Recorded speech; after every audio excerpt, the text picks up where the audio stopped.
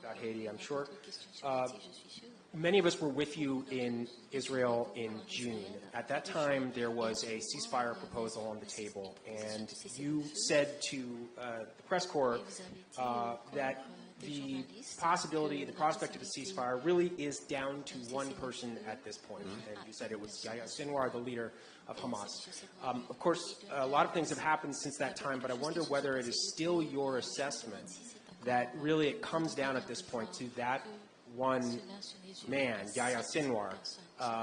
There's a lot of criticism right now about the role of Prime Minister Netanyahu and what his exact position is. So I wondered if you could just kind of come back to that basic question of where you place the primary responsibility. And then if I just may add one more question, this may be in the Department of stating the obvious, but can you just would you acknowledge at this point that the prospect of a normalization agreement between Saudi Arabia and Israel that would include some sort of a security agreement between the United States and Saudi Arabia is not going to happen under President Biden's presidency? Thank you. Okay. Thanks, Michael. So you're right that's exactly what I said in June, and you're also right that since then there have been intervening events, and I think that only underscores something truly essential, which is that as close as we have gotten, and as close as I believe we are to getting a ceasefire agreement, every day that goes by where it is not finalized and the parties don't say yes, period, is a day in which something else happens. And there is an intervening event, which simply pushes things off and runs the risk of derailing what is a pretty fragile apple cart. So the experience that we've had over the last couple of months, where there's been extraordinary work done to get a framework agreement that both parties signed on to, then to work to fill in some of the gaps because the framework agreement doesn't have every detail in it. That remained to be negotiated, things that need to be implemented.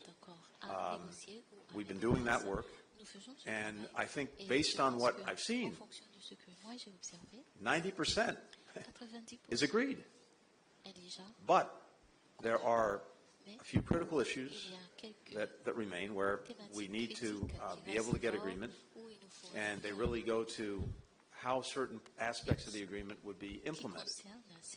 And I think much of this has been discussed in recent days, including the Philadelphia corridor, including some of the exact specifics of how hostages and prisoners are exchanged. So that remains, but pretty much everything else is there. So at this point, it seems to me that it's really incumbent on both parties to get to yes on these remaining issues. And we're in very active discussions with, first of all, with our partners in this effort, Egypt and Qatar.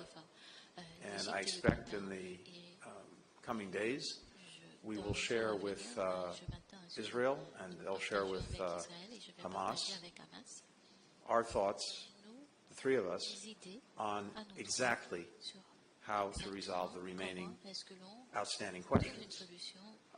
And then it will be time really for the parties to decide yes or no, and then we'll see.